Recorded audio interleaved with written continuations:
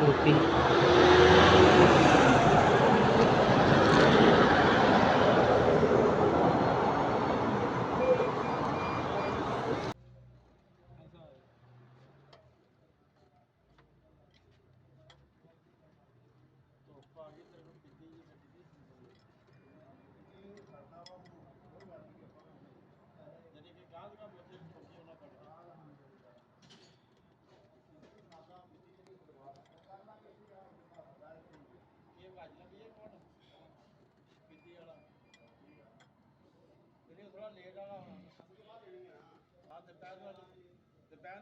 صدق كويس عشان ما يجي زي.